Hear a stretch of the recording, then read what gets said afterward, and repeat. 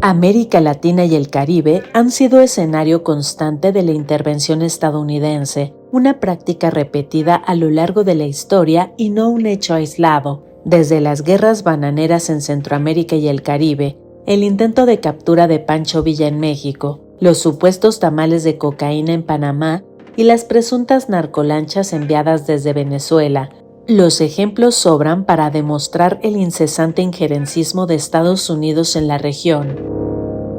En tiempos recientes, este patrón se mantiene vigente. Las acusaciones del presidente Donald Trump contra Nicolás Maduro, a quien señaló sin pruebas de encabezar un cártel de drogas y enviar criminales a Estados Unidos, contrastan con el indulto otorgado a Juan Orlando Hernández, expresidente de Honduras, pese a sus vínculos comprobados con el narcotráfico, evidenciando un doble discurso.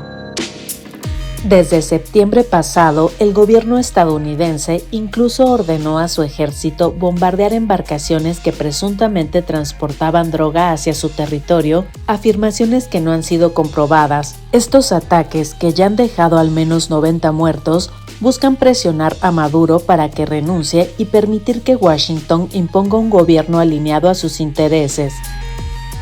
Este tipo de acciones no son nuevas. Entre 1846 y 1848, Estados Unidos declaró la guerra a México bajo el argumento de una supuesta invasión, cuando en realidad el conflicto fue resultado del expansionismo estadounidense tras la anexión de Texas y Oregón, seguido por la ocupación militar de territorio mexicano durante más de 2 años. La guerra concluyó con el Tratado de Guadalupe Hidalgo, mediante el cual México fue obligado a ceder la mitad de su territorio, donde hoy se ubican estados como California, Arizona y Texas, recibiendo únicamente $15 millones como compensación, mientras el río Bravo se establecía como frontera definitiva.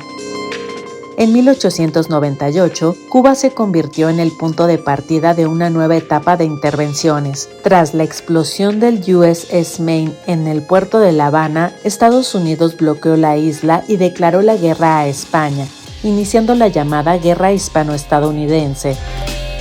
El conflicto permitió a Estados Unidos expandirse al Caribe y al Pacífico. Con el Tratado de París, Washington se apropió de Puerto Rico y Filipinas, marcando el inicio de una larga historia de intervenciones militares en Cuba y otros países de América Latina.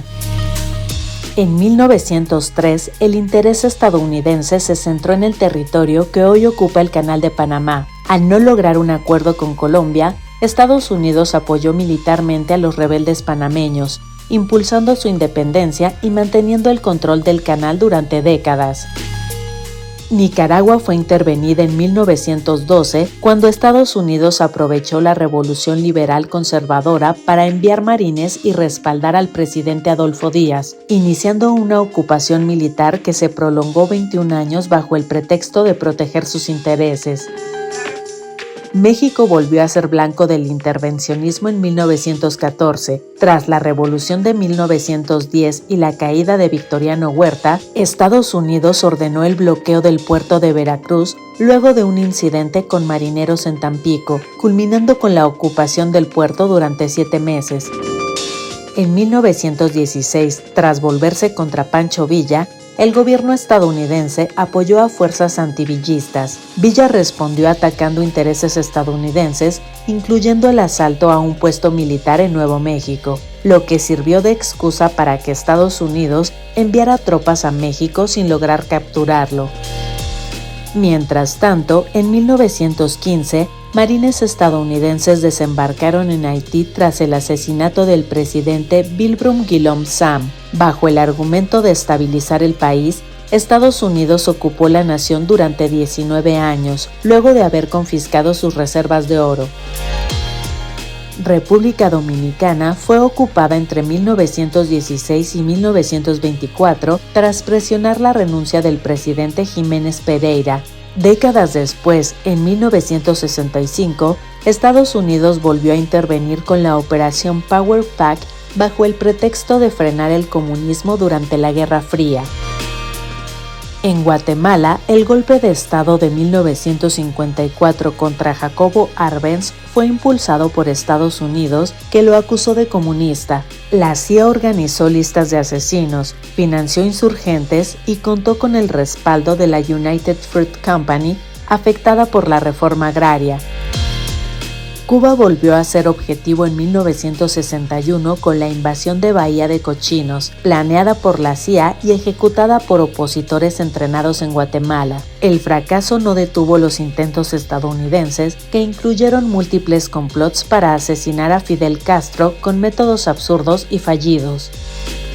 En Chile, tras la llegada de Salvador Allende al poder en 1970, Estados Unidos impulsó acciones encubiertas para crear un clima golpista.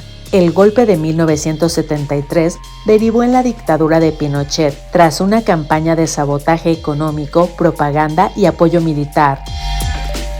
Durante los años 80, la CIA financió a los contras en Nicaragua, aún sabiendo que muchos estaban involucrados en el narcotráfico. Documentos revelaron que altos funcionarios priorizaron la lucha contra el sandinismo por encima del combate al tráfico de drogas. Panamá fue invadido en 1989 tras el rompimiento con Manuel Noriega, antiguo aliado de Estados Unidos. La intervención incluyó el absurdo episodio de los supuestos kilos de cocaína que resultaron ser tamales, mientras que en Haití, en 1994, Estados Unidos primero restituyó a Arístide y una década después contribuyó a su derrocamiento junto con Francia.